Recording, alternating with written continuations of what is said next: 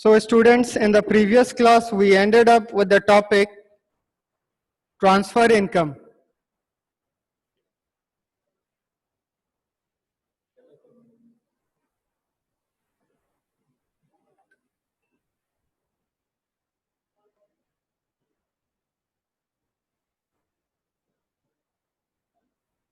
चलिए ठीक है.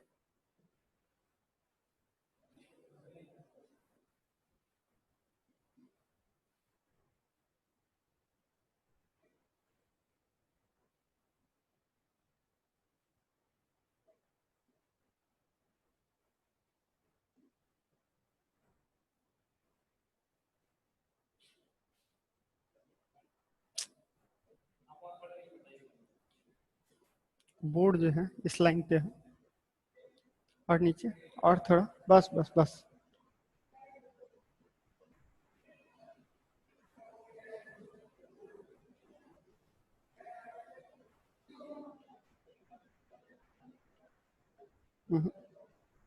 और थोड़ा सा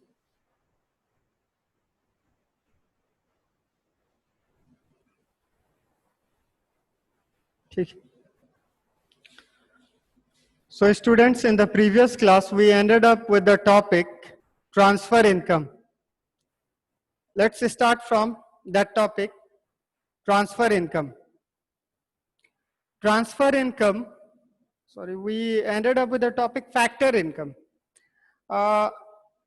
Let's start from that very topic, factor income.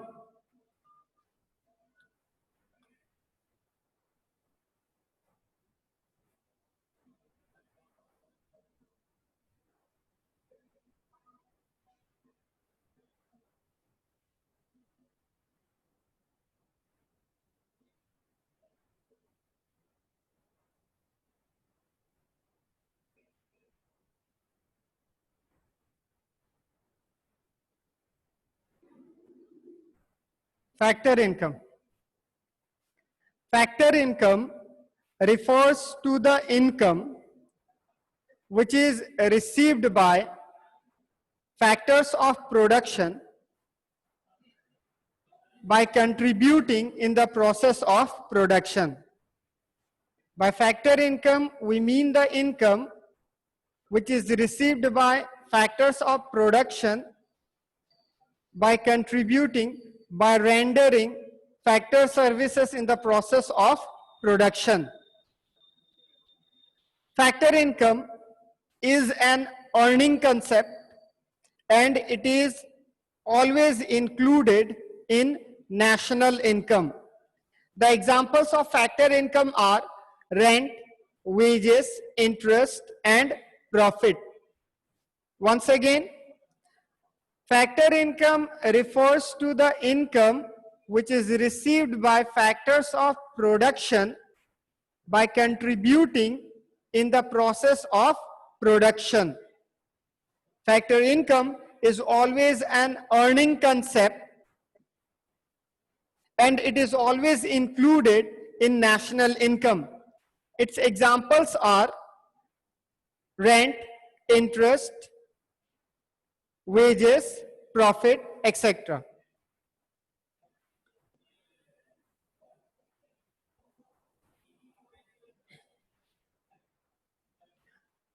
You all know the four major factors of production are land, labor, capital, and enterprise. They all make contribution in the process of production. And in return for their contribution in the process of production, they receive some income which is known as factor income. Land makes contribution in the process of production and in return it earns rent as factor income. Labor makes contribution in the process of production and in return it earns wages or salary as factor income. The contribution which is made by capital in the process of production, in return for that contribution, capital receives interest. And enterprise receives profit as factor income for making contribution in the process of production. Factor income is an earning concept. When you make contribution in the process of production, then whatever income you earn, that income is termed as factor income. And that's why it's always included in national income. Some of the examples of factor income are rent, wages, interest and profit. Factor income होता क्या है? आप सभी को ज्ञात है, मालूम है कि उत्पादन के जितने भी संसाधन होते हैं वो सभी के सभी उत्पादन में कुछ ना कुछ योगदान देते हैं और उसके एवज में उन्हें जो इनकम प्राप्त होती है उसी इनकम को हम कहते हैं फैक्टर इनकम. मैंने कहा उत्पादन के संसाधन लैंड, लेबर, कैपिटल और एंटरप्राइज का प्रोडक्शन प्रोसेस में कुछ न कुछ योगदान रहता है और उन्हें उस योगदान के एवज में बदले में जो भी इनकम प्राप्त होता है उसी इनकम को हम कहते हैं फैक्टर इनकम. लैंड का प्रोडक्शन प्रोसेस में जो कंट्रीब्यूशन रहता है उसके बदले में उसे फैक्टर इनकम के तौर पर प्राप्त होता है रेंट. लेबर का प्रोडक्शन प्रोसेस में जो कंट्रीब्यूशन रहता है उसके एवज में लेबर को प्राप्त होता है वेजेस और सैलरी. कैपिटल का प्रोडक्शन प्रोसेस में जो कंट्रीब्यूशन होता है उस पर कैपिटल को प्राप्त होता है इंटरेस्ट. और एंटरप्राइज, एंटरप्रीनियर या एंटरप्रीनियरशिप का जो भी कंट्रीब्यूशन होता है प्रोडक्शन प्रोसेस में उस पर उसे जो प्राप्त होता है उसे हम कहते हैं profit. Factor income earning concept है. अर्निंग कंसेप्ट से मेरा मतलब यह है फैक्टर इनकम हम कमाते हैं, हमें यूं ही प्राप्त नहीं होता. उत्पादन की प्रक्रिया में योगदान देने के एवज में हमें जो इनकम प्राप्त होती है उसी इनकम को कहा जाता है फैक्टर इनकम. फैक्टर इनकम की खास बात यह है कि फैक्टर इनकम हमेशा ही नेशनल इनकम में इंक्लूड किया जाता है. फैक्टर इनकम हमेशा ही नेशनल इनकम में इंक्लूड किया जाता है और इसके उदाहरण है रेंट, वेजेस, इंटरेस्ट या प्रॉफिट.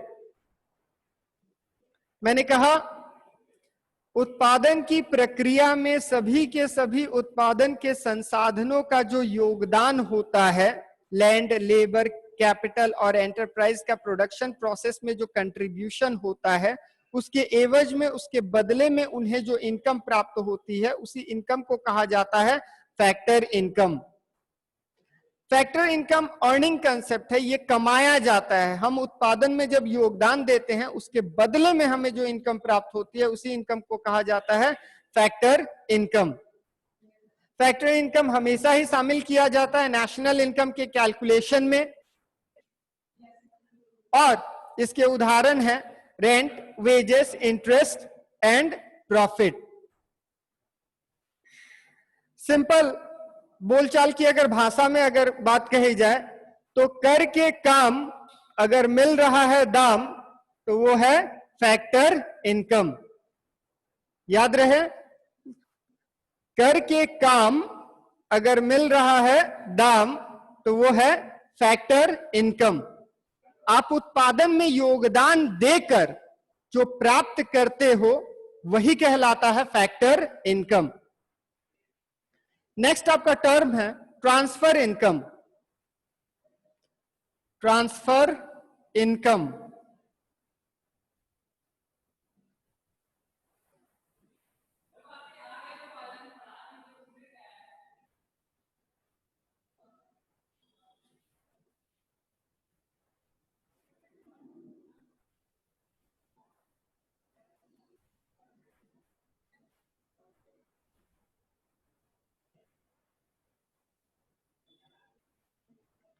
ट्रांसफर इनकम क्या होता है? Transfer income refers to the income which is received without rendering any productive services in return. Transfer income is a unilateral concept. It is a one-sided concept and is never included while calculating national income. Some of the examples of transfer income are old age pension, unemployment allowance, widow pension, scholarship, pocket money, etc. Once again, I repeat, transfer income. Transfer income refers to the income which is received without rendering any productive services in return. Transfer income is a unilateral concept. It is a one-sided concept. It is a receipt concept. And it is never included while estimating national income. Some of the examples of transfer income are unemployment allowance, old age pension, pocket money, scholarship, widow pension, etc. Transfer income क्या होता है? उत्पादन की प्रक्रिया में योगदान न देते हुए भी अगर आपको इनकम प्राप्त हो रही है, कुछ न करते हुए भी अगर आपको मनी प्राप्त हो रहा है, तो उसे हम कहते हैं ट्रांसफर इनकम। उत्पादन की प्रक्रिया में योगदान न देते हुए भी अगर इनकम प्राप्त हो रहा है, तो उसे हम कहते हैं ट्रांसफर इनकम। ट्रांसफर इनकम की खास बात यह होती है, ये एक तरफा होता है। आप कुछ देते नहीं हो, केवल प्राप्त किए जाते हो, केवल आपको प्राप्ति होती है, आप पैसा प्राप्त करते हैं, बदले में कुछ देते नहीं है। ये रिसिप्ट कंसेप्ट है, आप केवल प्राप्त करते हैं, बदले में कुछ दे नहीं रहे हैं। और इसका हम कभी भी नेशनल इनकम के कैलकुलेशन में शामिल नहीं करते। अब पूछोगे कि सर ऐसा भी हो सकता है कि हम कुछ ना करते हुए भी पैसा प्राप्त कर लें? हाँ, कई ऐसे केसेस हैं जहां पर हम कुछ ना करते हुए भी पैसा प्राप्त करते हैं, जैसे कि बेरोजगारी भत्ता। बेरोजगारी भत्ता प्राप्त, आप कुछ न करते हुए भी आप बेरोजगारी भत्ता प्राप्त करते हो। उत्पादन में योगदान न देते हुए भी आप बेरोजगारी भत्ता प्राप्त करते हैं, तो कुछ न करके आपको मिल रहा है दाम। पॉकेट मनी, आप स्टूडेंट्स को आपके पेरेंट्स पॉकेट मनी देते हैं, उसके बदले में आपसे आप कोई उत्पादन में योगदान नहीं दे रहे हो, आपको यूं ही पॉकेट मनी प्राप्त होती है। वृद्धा पेंशन, सरकार द्वारा वृद्ध लोगों को, 60 साल के उम्र से अधिक लोगों को वृद्धा पेंशन दिया जाता है। उन वृद्ध लोगों का उत्पादन की प्रक्रिया में कोई योगदान नहीं है, पर फिर भी उन्हें इनकम प्राप्त होती है। उस तरह के इनकम को हम कहते हैं ट्रांसफर इनकम। इन ब्रीफ आप कह सकते हो, बिन किए काम अगर मिल रहा है दाम, तो वो है ट्रांसफर इनकम। आई रिपीट, बिन किए काम अगर मिल रहा है दाम, तो वो है ट्रांसफर इनकम। तो ट्रांसफर इनकम की मीनिंग में रहा, transfer income refers to the income which is received without rendering any productive services in return. Transfer income is always an unilateral concept. It is always a one-sided concept. It is just a receipt concept, and it is never included while estimating national income. Some of the examples of transfer income are old age pension, widow pension, unemployment allowance, pocket money, scholarship, etc. These were the two types of income, factor income and transfer income. ये topic आप सबों को clear है? कोई doubt है इसे लेकर तो आप पूछ सकते हो।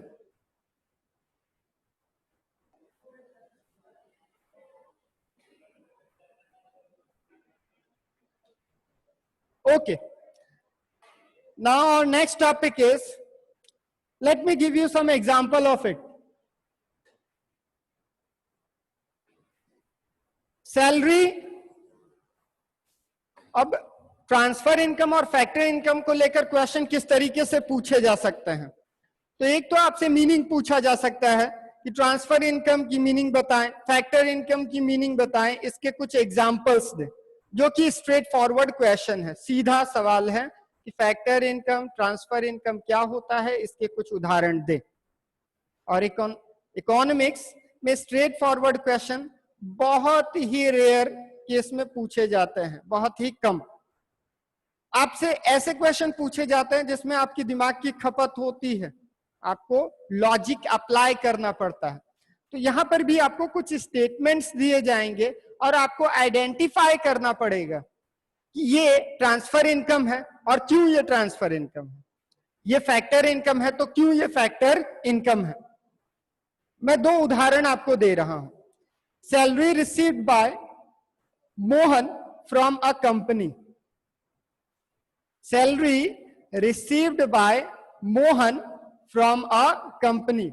मोहन को एक कंपनी से सैलरी प्राप्त हो रही है, क्या ये ट्रांसफर इनकम है या फिर फैक्टर इनकम है? तो मोहन को जो सैलरी प्राप्त हो रही है वो उसके काम के बदले में प्राप्त हो रही है, इसलिए ये एक फैक्टर इनकम होगा, न कि ट्रांसफर इनकम।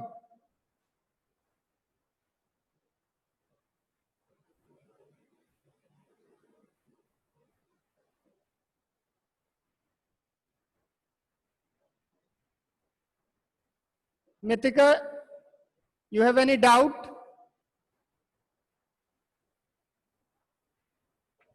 Yes sir. हाँ पूछो। सर ट्रांसफर इनकम में भी तो मतलब कुछ सर्विस प्रोवाइड पहले की गई होती है, तभी तो पेंशन मिलता है ना? नहीं, ऐसा नहीं होता है, ऐसा नहीं होता है। आप जो सर्विसमैन की बात कर रहे हो वो पहले योगदान दिए हैं, मैं उस चीज पर नहीं जा रहा हूं, मैं सीधा कह रहा हूं सामान्य लोगों को भी कुछ चीजें यूं ही प्राप्त होती हैं, जैसे कि आप स्टूडेंट्स को स्कॉलरशिप मिलता है, क्या आप गुड्स एंड सर्विसेज के प्रोडक्शन में योगदान देकर ये स्कॉलरशिप प्राप्त करते हो?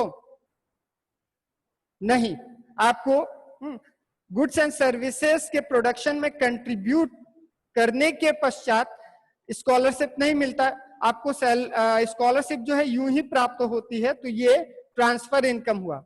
ओल्ड एज पेंशन, जरूरी नहीं है कि मैं गवर्नमेंट सर्वेंट हूं तो ही मुझे मिलेगा old age pension.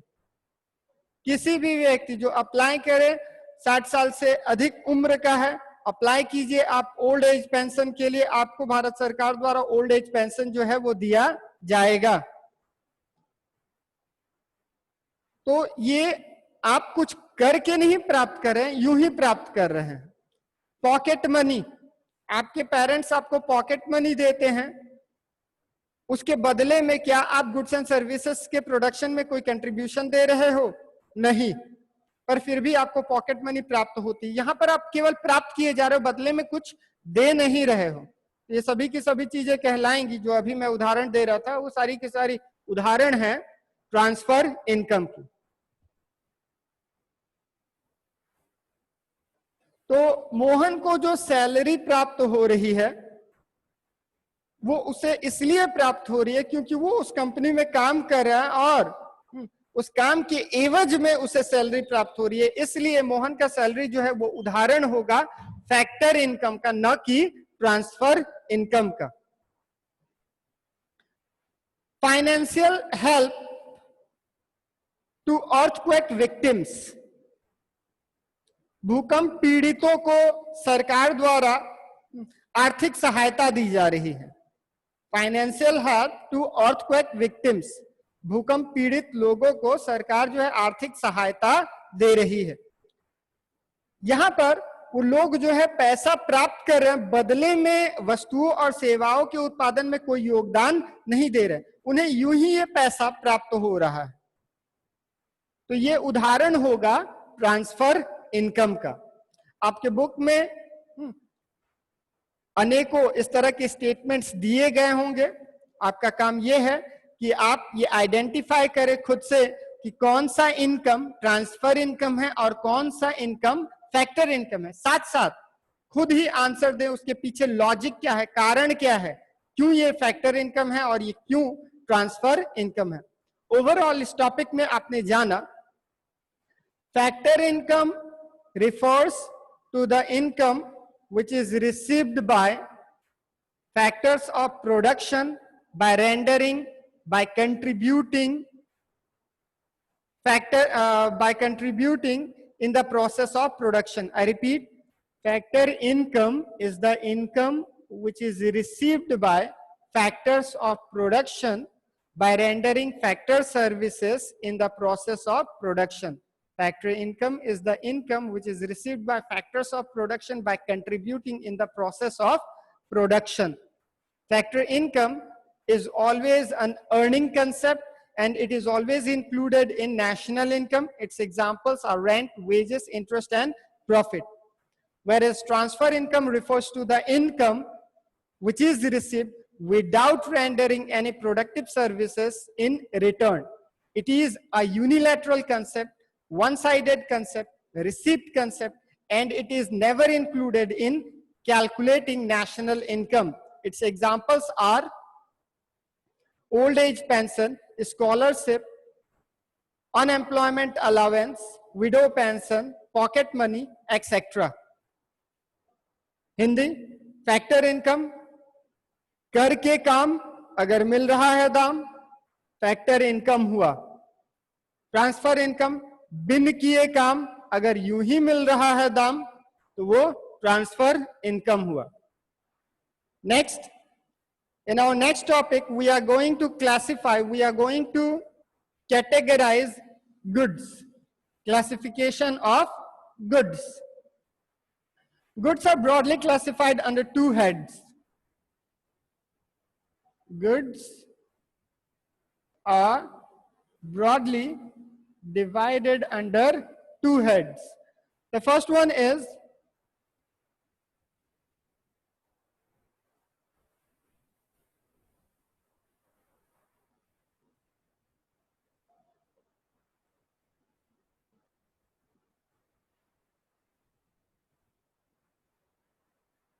final goods,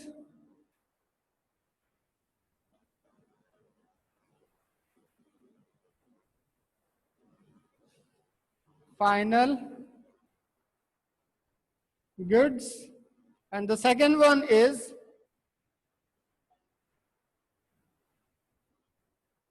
intermediate goods.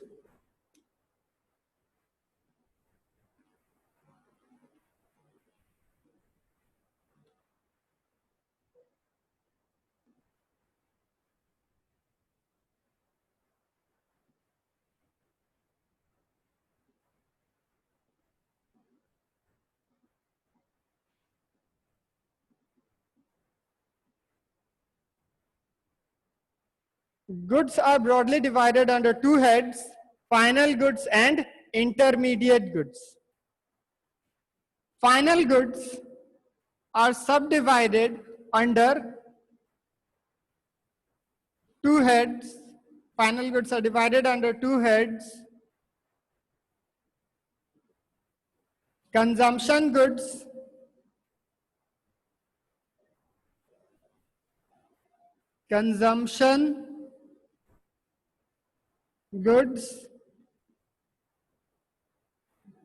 and capital goods. Capital goods. Consumption goods are further divided under four heads.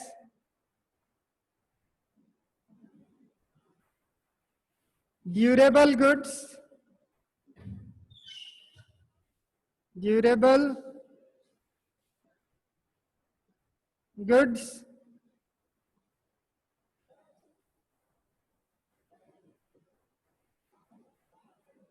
semi-durable goods,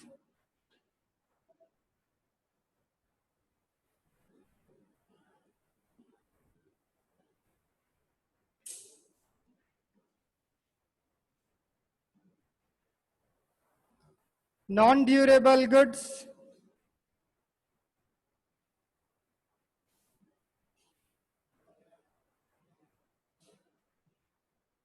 non-durable goods, and lastly, services. Capital goods are categorized or further divided under two heads: fixed assets and inventory stock.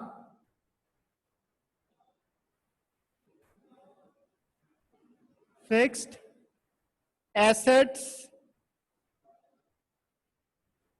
and inventory stock. There are no further classification of intermediate goods. Goods are broadly divided under two heads: final goods and intermediate goods. Final goods are of two types: consumption goods and capital goods. Consumption goods are further divided under four heads: durable goods, semi-durable goods, non-durable goods, and services. Whereas capital goods are further classified under two heads: fixed assets and inventory stock. There is no further classification of intermediate goods. Now, let's know what does final goods mean. Final goods क्या होता है? Final goods क्या है? So by final goods, we mean the goods which are consumed by the consumers, which are used by the consumers for consumption purpose. The goods which are used by the consumers for consumption purpose, or the goods which are used by the producers for investment purpose, are termed as final goods. I repeat, goods which are used by the consumers for consumption purpose, or goods which are used by the producers for production purpose, for investment purpose, are termed as final goods.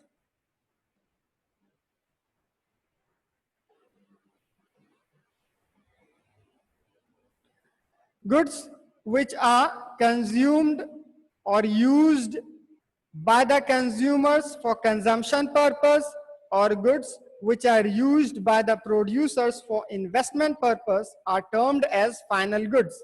Let me give you an example of final goods. As a consumer, if I am purchasing clothes, as a consumer, if I am purchasing milk, vegetables, fruits for consumption purpose, for using purpose, for the purpose of self-consumption, it will be categorized as final goods. And if a firm or a producer is purchasing machinery, tools and equipments, etc., for investment purpose, for the purpose of earning money, for the purpose of doing production, then those goods will also be categorized as final goods. I said goods are divided under two heads: final goods and intermediate goods. Final goods are those goods which are used by the consumers for consumption purpose, or the goods which are used by the producers for investment purpose, are termed as final goods. Final goods, अगर आप ध्यान से सुन रहे हो तो ये इसकी meaning जो है दो पार्ट में बटी हुई है. Goods which are used by the consumers for consumption purpose are termed as final goods. Goods which are used by producers for investment purpose are also termed as final goods. The examples of final goods are purchase of fruits, vegetables, milk, bread, butter, clothes, television, mobile, laptop, bike, etc. by consumer for consumption purpose are termed as final goods, are categorized under final goods. Or if a firm or a producer is purchasing machinery, tools and equipments for the purpose of investment, if a firm or a producer is purchasing machinery, tractor, tools and equipments, etc. for the purpose of investment, they are also examples of final goods. Final goods are further classified as consumption goods and capital goods. Now the question arises, what does consumption goods mean? The goods which satisfy the wants of the consumers directly are termed as consumption goods. Goods which satisfy the wants of the consumers directly are termed as consumption goods. All sort of goods that you and your family purchase in your day-to-day life are normally the examples of consumption goods. Consumption goods are further classified under four heads: durable goods, semi-durable goods, non-durable goods and services. Now the question is, what does durable goods mean? Goods which can be used again and again over a considerable period of time are termed as durable goods. Furniture, television, scooty, mobile, all these are examples of durable goods. Semi-durable goods. By semi-durable goods, we mean goods which can be used for a limited period of time again and again are termed as semi-durable goods. Some of the examples of semi-durable goods are cloths, crockery, shoes, etc. Non-durable goods. By non-durable goods, we mean goods which lose their identity in a single act of consumption are termed as non-durable goods. Examples of non-durable goods are fruits, vegetables, milk, butter, etc. Whereas by services, we mean the one which cannot be seen, which cannot be touched, which do not have any shape and size, but still it fulfills our wants, is termed as services. The examples of services are services provided by doctors, teachers, professors, advocates, etc. Final goods की meaning बताते हुए मैंने कहा, ऐसी वस्तुएं जिनका इस्तेमाल किया जाता है उपभोक्ता द्वारा अपनी जरूरतों को पूरा करने के लिए, या फिर ऐसी वस्तुएं जिनका इस्तेमाल किया जाता है संस्था द्वारा या उत्पादक द्वारा निवेश के उद्देश्य से, उन वस्तुओं को हम कहते हैं फाइनल गुड्स. फाइनल गुड्स के उदाहरण, अगर एक उपभोक्ता फल, सब्जियां वगैरह खरीद कर रहा है, वो उदाहरण है फाइनल गुड्स का. अगर एक उत्पादक या एक संस्था मशीनरी, टूल्स, इक्विपमेंट्स वगैरह की खरीद करी है निवेश के उद्देश्य से, वो उदाहरण है फाइनल गुड्स का. फाइनल गुड्स को आगे दो वर्गों में बांटा गया है, कंजम्पशन गुड्स और कैपिटल गुड्स. कंजम्पशन गुड्स का मतलब होता है ऐसी वस्तुएं जो सीधे उपभोक्ता की जरूरतों को पूरा करें, उन्हें हम कहते हैं कंजम्पशन गुड्स. जैसे कि कपड़े, फल, सब्जियां, गाड़ी, मोबाइल वगैरह. कंजम्पशन गुड्स को आगे चार कैटेगरी में बांटा गया है. ड्यूरेबल गुड्स, ऐसी वस्तुएं जिनका लंबे समय तक हम बारंबार इस्तेमाल कर सकते हैं, उन वस्तुओं को हम कहते हैं ड्यूरेबल गुड्स. ऐसी वस्तुएं जिनका लंबे समय तक, 1 साल से अधिक समय के लिए जिन वस्तुओं को हम बार बार इस्तेमाल कर सकते हैं, उन वस्तुओं को हम कहते हैं ड्यूरेबल गुड्स, जैसे कि फर्नीचर, कार, कंप्यूटर वगैरह। वहीं सेमी ड्यूरेबल गुड्स ऐसी वस्तुएं जिनका एक निश्चित समय के दौरान, 1 साल से कम समय के लिए आप बार बार इस्तेमाल कर सकते हो, उन वस्तुओं को हम कहते हैं सेमी ड्यूरेबल गुड्स। जैसे कपड़े, साल भर से कम समय इसकी लाइफ मानी जाती है 1 साल के लिए, 1 साल के दौरान आप इनका निरंतर इस्तेमाल कर सकते हो।